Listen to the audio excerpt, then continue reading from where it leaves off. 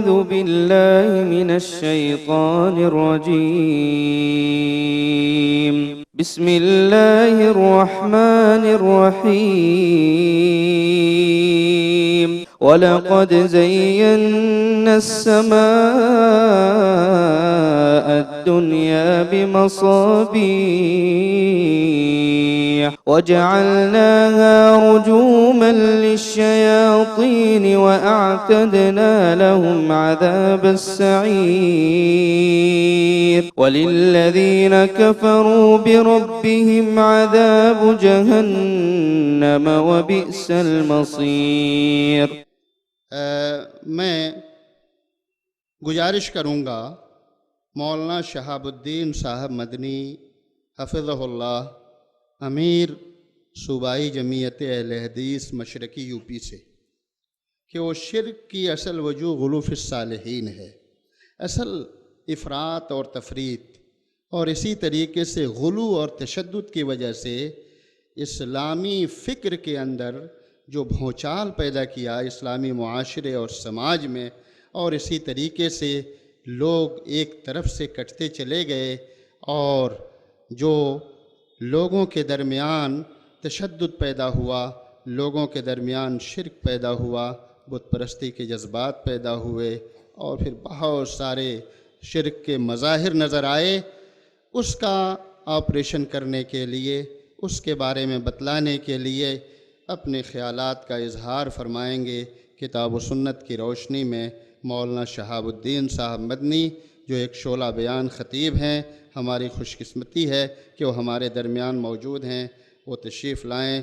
گزارش ہے کہ آ کر سامعین کے سامنے اپنے عمدہ خطاب پیش کریں. مولانا شہاب الدین صاحب مدنی. السلام علیکم ورحمۃ اللہ.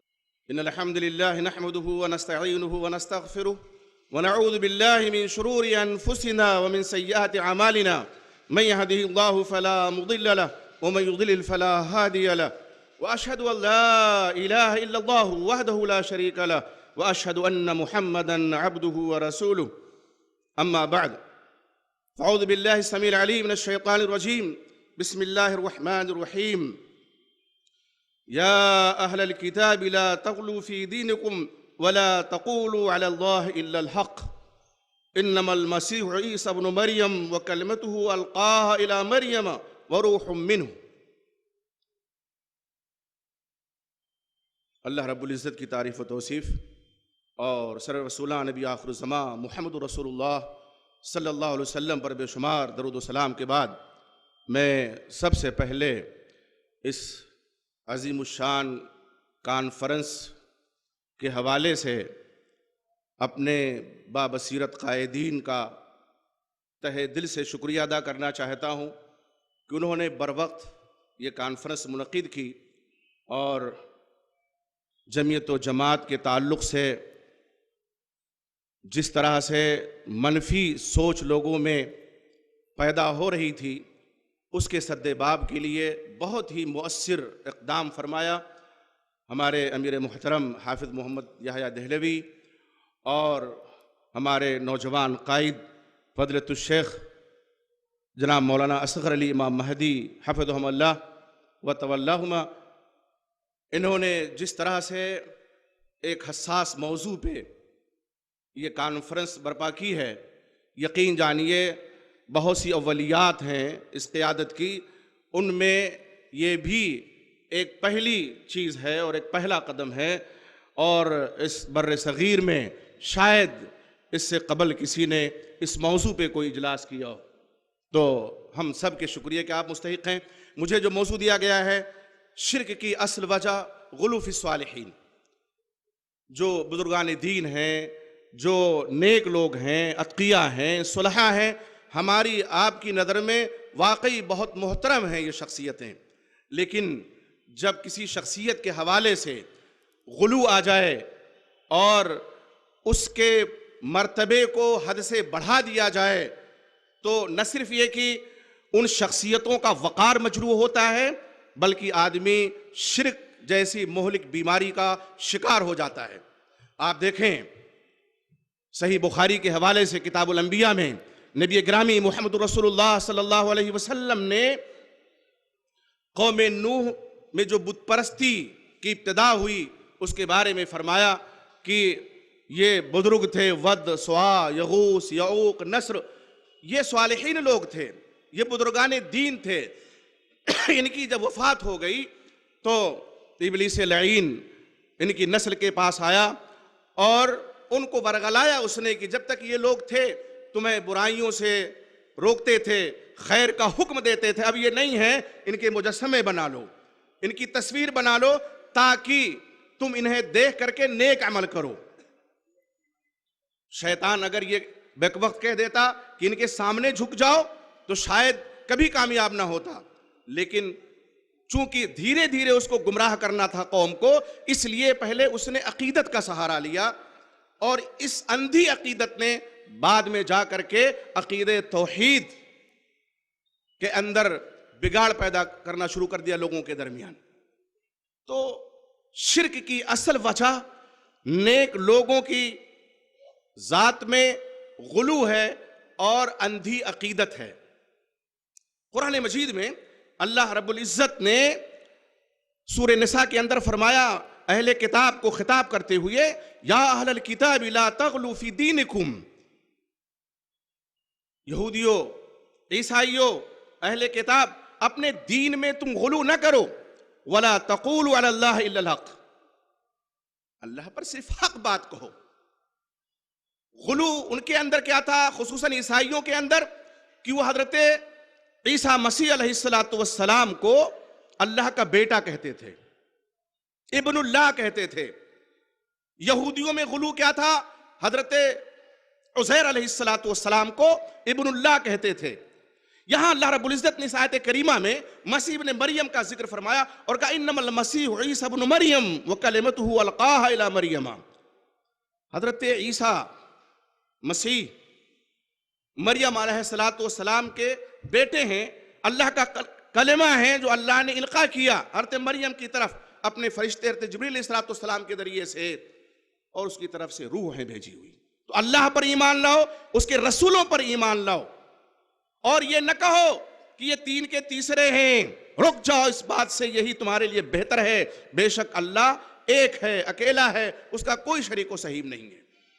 یہاں دیکھیے اس دنیا ہست و بود میں، اس کائنات کے اندر سب سے زیادہ برگزیدہ ہستیاں انبیاء کرام علیہ السلام کی، صالحین اور متقین کی صف میں سب سے پہلا ان کا نام ذکر کیا اللہ رب العزت نے حضرت عیسیٰ ابن مریم کا۔ حضرت عیسیٰ علیہ السلام اللہ کے نبی اور رسول، ان کی ذات کے تعلق سے جو غلو تھا اہل کتاب کے اندر، اس کی نکیر فرمائی اللہ رب العزت نے اس آیت کریمہ کے اندر، کہا باز آ جاؤ، رک جاؤ۔ حضرت عیسیٰ رسول ہیں، اللہ کے نبی ہیں، تو ان کو اللہ کا نبی اور رسول ہی مانو۔ اللہ کے نبی محمد رسول اللہ صلی اللہ علیہ وسلم نے اسی لیے اپنی امت سے فرمایا تھا لا تطرونی کما اطرت النصارى عیسی ابن مریم انما انا عبد فقولوا عبد اللہ ورسولہ، میرے مرتبے کو حد سے زیادہ نہ بڑھانا۔ یہ کون کہہ رہا ہے؟ امام اعظم، امام الانبیاء، سید الاولین والآخرین، نبی گرامی۔ اور آپ اس بات کا عقیدہ رکھتے ہیں کہ اس کائنات میں سب سے زیادہ برگزیدہ ہستی آپ کی، آپ سید و ولد آدم ہیں۔ آپ نے اپنے بارے میں فرمایا کہ میرے مرتبے کو حد سے زیادہ نہ بڑھانا، میں اللہ کا بندہ اس کا رسول ہوں، تو مجھے اللہ کا بندہ اس کا رسول ہی کہو۔ آپ ذرا دیکھیے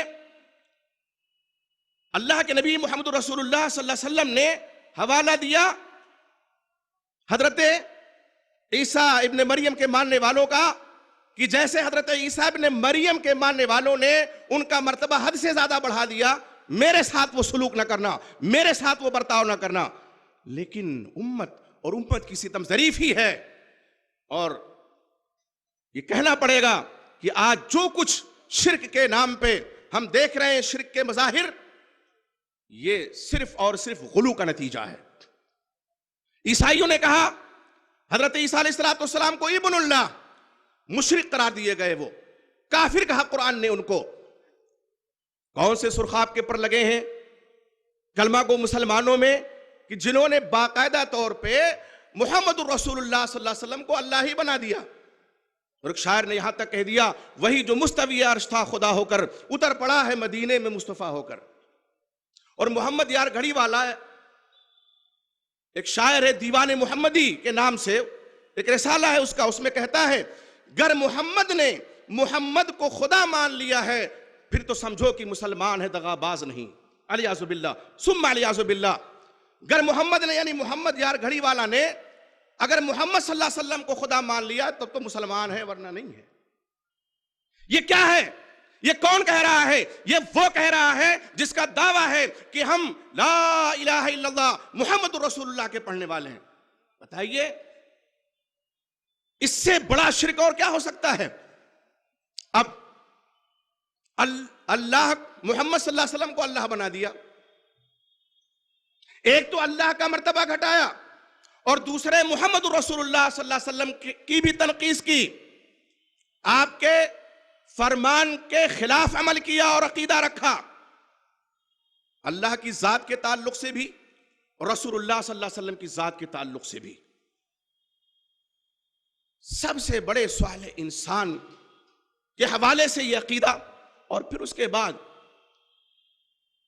جب آئیے نیچے اتر کر کے دیکھیے تو ایک شاعر کہتا ہے کہ جس کا مفہوم ہے کہ جس نے اللہ کو نہیں دیکھا وہ میرے پیر کو دیکھ لے, اس لیے کہ ملتی ہے تصویر اللہ سے میرے پیر کی تصویر اللہ سے نعوذ باللہ مل رہی ہے. یہ عقیدہ ظاہر سی بات ہے غلو کا نتیجہ ہے, غلو فی الصالحین کا نتیجہ ہے. نیک اور بزرگ ود یغوث یعوق سوا یہ سب بزرگان دین تھے اپنے وقت کے, ان کے تعلق سے جب غلو کیا گیا تو اللہ رب العزت نے غلو کرنے والوں کو کافر کہا, بت پرست کہا.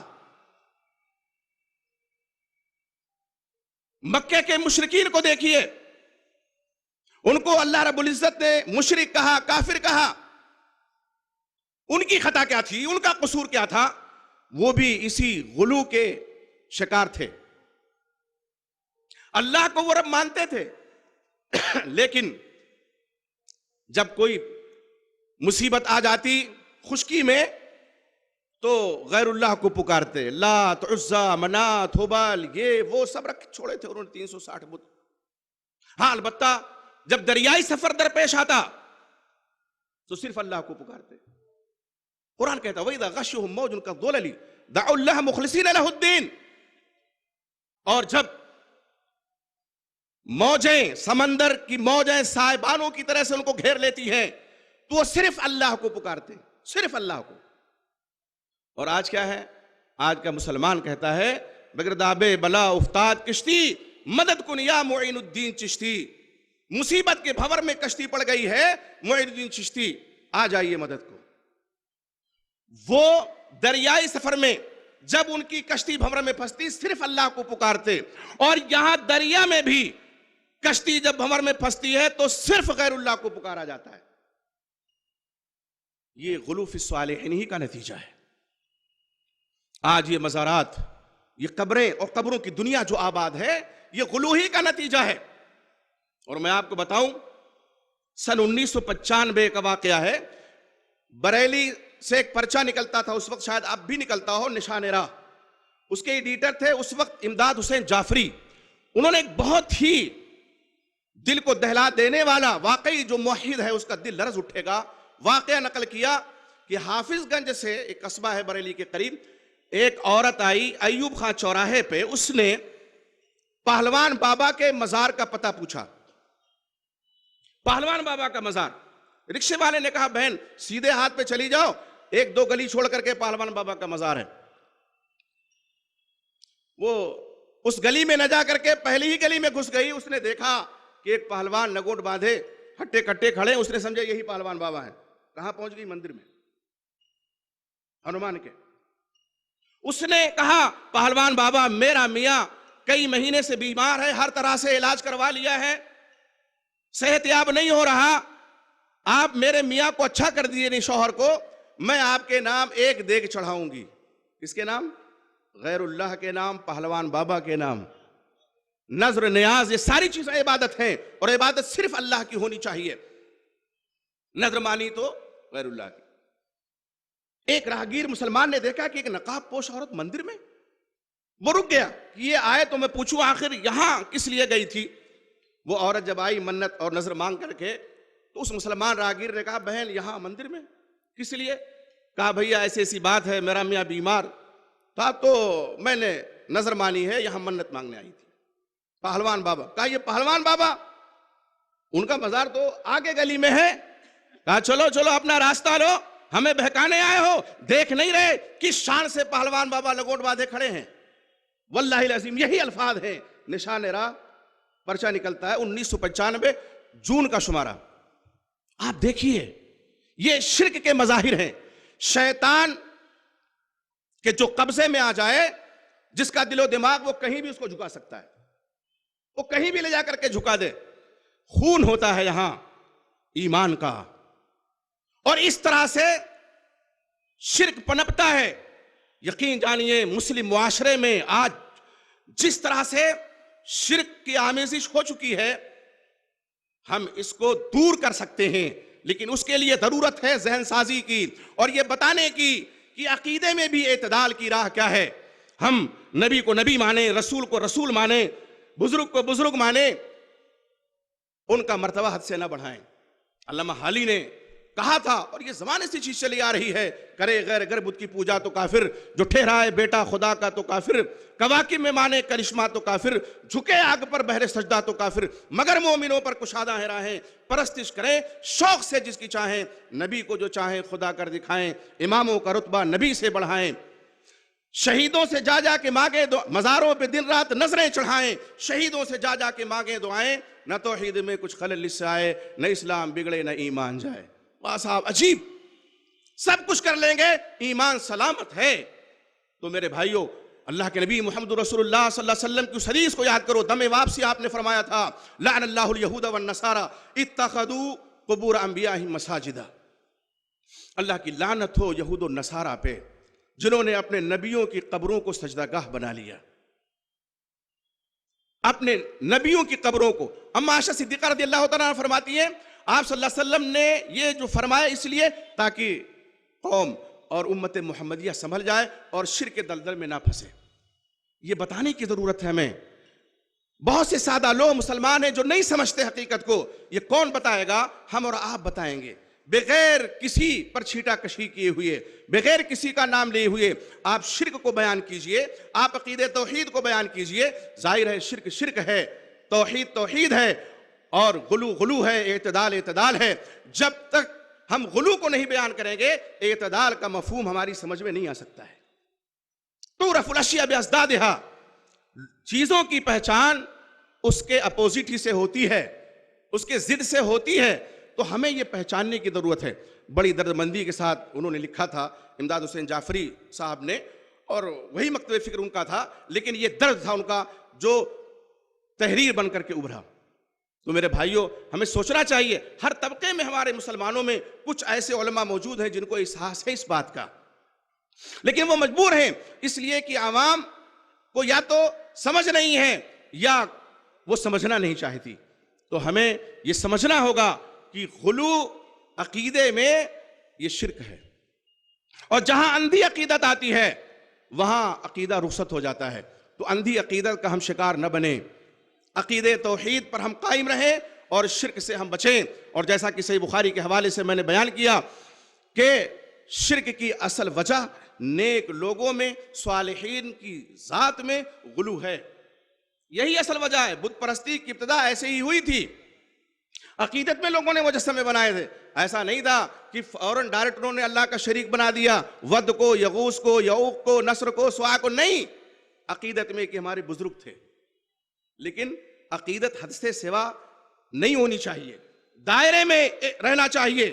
یقین جانیے اللہ کے نبی محمد رسول اللہ صلی اللہ علیہ وسلم اور جتنے انبیاء کرام علیہ الصلوۃ والسلام اس دنیا میں تشریف لائے, توحید کو برپا کرنے کے لیے، اور تمام لوگوں کو توحیدی کا حکم دیا گیا۔ قرآن میں اللہ نے فرمایا وما امروا الا ليعبدوا الله مخلصين له الدين، سب کو اسی بات کا حکم دیا گیا ہے کہ یکسو ہو کر کے خالص اللہ کی عبادت کریں۔ جتنے انبیاء ہیں سب نے توحید کی طرف بلایا۔ وَلَقَدْ أَرْسَلْنَا نُوحًا إِلَىٰ قَوْمِهِ فَقَالَ يَا قَوْمِ اعْبُدُوا اللَّهَ مَا لَكُم مِّنْ إِلَٰهٍ غَيْرُهُ۔ حضرت نوح علیہ السلام، حضرت صالح علیہ السلام، جتنے انبیاء ہیں سب نے اسی بات کی دعوت دی، ایک اللہ کی، اس کے علاوہ کوئی معبود برحق نہیں ہے، معبود حقیقی صرف اور صرف اللہ ہے۔ تو عبادت کے مفہوم کو بھی سمجھنا، روزہ، نماز، حج، زکوٰۃ، یہ ساری چیزیں بے شک عبادت ہیں، لیکن عبادت کا مفہوم بڑا وسیع ہے۔ دعا کے سلسلے میں اللہ کے نبی محمد رسول اللہ صلی اللہ علیہ وسلم فرماتے ہیں، ابو داؤد کی روایت میں الدعا هو العبادہ، دعا ہی عبادت ہے۔ تو دعا ہم کریں صرف اللہ سے۔ اللہ فرماتے ہیں ادعونی استجب لکم، تم مجھے پکارو میں تمہاری پکار سنتا ہوں۔ اللہ فرماتے ہیں وَنَحْنُ أَقْرَبُ إِلَيْهِ مِنْ حَبْلِ الْوَرِيدِ، میں بندے کے شہ رگ سے بھی زیادہ اس کے قریب ہوں۔ تو جو اللہ ایسا ہو جس کا علم ساری کائنات کو محیط ہو، ہمیں اسے ڈائریکٹ پکارنا چاہیے، ڈائریکٹ۔ اور یہی عبد اور معبود کے درمیان مضبوط رشتے کی علامت ہے کہ اللہ کی معرفت ہمیں حاصل ہے تو ہم بیچ میں کسی کو، ایسی ہستی کو نہیں ڈالیں گے کہ جہاں شرک آ جائے۔ ہاں صالحین سے دعا کرائیں گے، نیک اعمال کا وسیلہ پکڑیں گے، لیکن جو وفات پا چکے، جن کے بارے میں ہمیں نہیں معلوم ان کے ساتھ کیا معاملہ ہوا اور ہوگا، ہم ان کو نہیں کر سکتے۔ آپ دیکھیں صالحین اور ان کی عقیدت ہونی چاہیے، لیکن حد سے سوا نہیں۔ حضرت عمر فاروق رضی اللہ عنہ کے زمانے میں جب قحط سالی ہوئی تو انہوں نے کہا اللہ جب تک تیرے نبی حیات تھے ہم ایسے موقع پہ ان سے دعا کراتے تھے، اب ان کے چچا عباس ہیں، اللہ ان کو پیش کر رہے ہیں۔ حضرت عباس رضی اللہ تعالیٰ عنہ نے دعا کی اور پھر موسلادھار بارش ہوئی۔ قبر رسول موجود ہے، نبی گرامی محمد رسول اللہ صلی اللہ علیہ وسلم کی قبر اطہر موجود ہے نہیں؟ سب سے عظیم ہستی اس دنیا میں، لیکن نہیں، زندے کو کھڑا کیا، ان سے گزارش کی آپ دعا کیجئے، دعا کروائیے صالحین سے، لیکن جو اسلوب ہے، جو طریقہ ہے، جو شریعت نے مزاج دیا ہے، اس مزاج کے مطابق اللہ رحمتوں کی بارش برسائیں گے۔ لیکن صحیح عقیدے کے دائرے میں رہ کر کے ہم عمل کریں تو میرے بھائیوں، شرک کی جو اصل وجہ ہے یقیناً صالحین، نیکوکاروں اور بزرگان دین کی ذات ہائے مقدسہ مبارکہ میں غلو ہے۔ یہ اصل وجہ ہے۔ ان کی ذات کو حد سے بڑھا دیں گے تو ہو سکتا ہے کہ ہم شرک کی کھائی میں گرفتار پڑ جائیں۔ ان کا جو مرتبہ ہے وہ مرتبہ دیجئے، جو مقام ہے وہ مقام دیجئے، اس مقام سے گرائیے نہیں۔ اور یہی منہج ہے جماعت اہل حدیث کا۔ آج کہا جاتا ہے یہ بزرگوں کو نہیں مانتے، یقین جانیے ہم سے زیادہ بزرگوں کو ماننے والا کوئی نہیں ہے، اس لیے کہ ہم ان کو ان کے مقام پہ رکھتے ہیں، نہ اس سے گراتے ہیں نہ اس سے آگے بڑھاتے ہیں۔ آگے بڑھائیں گے دوسرے کا مقام گھٹے گا، ان کی شان بھی گھٹے گی۔ تو اس طرح سے غلو جو ہے یہ ایسا مرض ہے جو سرایت دھیرے دھیرے کرتا ہے، اور جب اس کی انتہا ہو جاتی ہے تب واقعی آدمی کہیں کا نہیں رہتا ہے، عقید توحید رخصت ہو جاتا ہے۔ یہ ہمیں سمجھنے کی ضرورت ہے میرے بھائیوں۔ یہ پیغام ہے اعتدال کا کہ آپ معتدل موقف اپنائیے، اور معتدل موقف کتاب و سنت کے علاوہ اور کچھ نہیں ہے۔ جو کچھ ہم عمل کریں کتاب و سنت کی روشنی میں کریں، قرآن و حدیث کی روشنی میں کریں۔ دیکھیں اللہ نے کیا فرمایا، دیکھیں رسول اللہ صلی اللہ علیہ وسلم نے کیا فرمایا۔ آپ صلی اللہ علیہ وسلم کی حیات طیبہ ہمارے لیے اسوہ ہے، آئیڈیل ہے، نمونہ ہے، ہم وہاں دیکھیں۔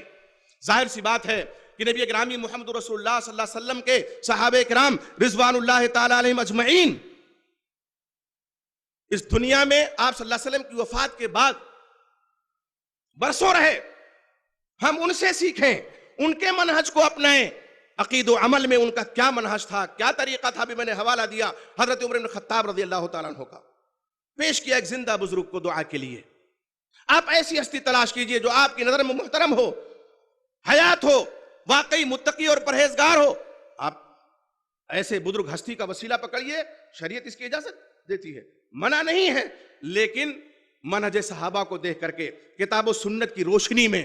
تو میرے بھائیوں، یقین جانو، اگر آج ہم یہاں سے یہ پیغام قبول کر کے اٹھیں کہ کسی کی شان میں ہم نہ گستاخی کریں گے اور نہ کسی کی شان کو حد سے زیادہ آگے بڑھائیں گے، آپ کی زندگیوں میں اعتدال آئے گا، عقیدے میں اعتدال آئے گا، عمل میں اعتدال آئے گا، اور علم میں بھی۔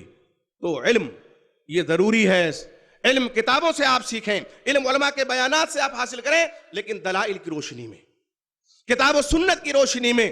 جو عمل ہو وہ قرآن و حدیث کی روشنی میں ہو، یہی معتدل موقف ہے اور یہی اعتدال کی راہ ہے۔ اس سے انحراف جب ہوگا تب غلو آ جائے گا۔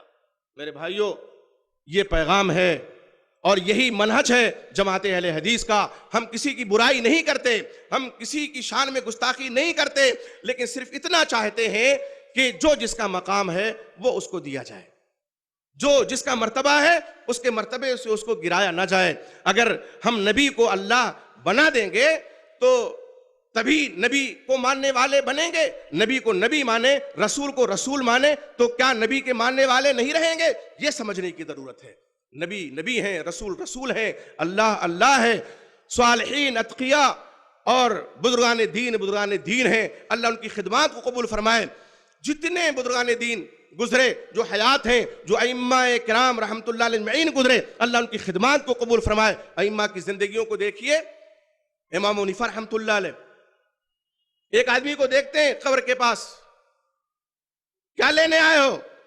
اس نے اپنے جب عقیدہ بنایا، یہ کیا دیں گے تم کو، یہ کیا دے سکتے؟ امام ابو حنیفہ رحمت اللہ علیہ، امام حمام، اتنے بڑے امام، اتنے بڑے مجتہد، ان کا عقیدہ لیجئے۔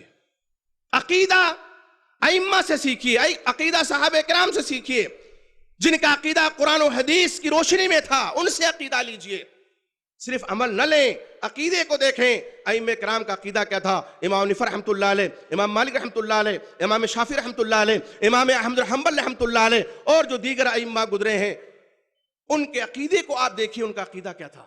عقیدے کی روشنی میں اگر ہم اپنے عمل کو سدھاریں گے تو ائمہ کا احترام ہماری نظر میں رہے گا، بزرگان دین کا احترام ہماری نظر میں رہے گا۔ لیکن ہم اگر ان کو صرف عمل میں دیکھیں کہ ان کا عمل کیا تھا ظاہری، اور عقیدے کو نہ دیکھیں، تو پھر ہمیں نظر ثانی کرنا پڑے گی اپنے عقیدے پر بھی اور اپنے عمل پر بھی۔ میرے بھائیوں، بس یہ کلمات تھے جو ہمیں آپ کے سامنے رکھنا تھے۔ اللہ رب العزت سے دعا کیجئے کہ اللہ رب العزت ہمیں عقیدے میں غلو سے محفوظ فرما دے، اور جو شرک کی اصل وجہ غلو فی الصالحین ہے اسے محفوظ فرمائے، اور اللہ تعالیٰ اس کانفرنس کو کامیاب سے کامیاب تر بنائے، اور جمعیت اہل حدیث کے اولیات میں یہ جو کانفرنس ہے، اللہ رب العزت توفیق دے کہ تمام لوگ اسی عنوان سے بر صغیر میں اور دنیا کے تمام خطوں میں پروگرام کریں، تاکہ ہمیں سمجھ آئے کہ اعتدال کیا ہے اور معتدل موقف کیا ہے۔ تب ہم سمجھیں گے اور ہم ایک دوسرے کے قریب آئیں گے۔ اللہ ہمیں اس کی توفیق عطا فرمائے، آمین۔ السلام علیکم۔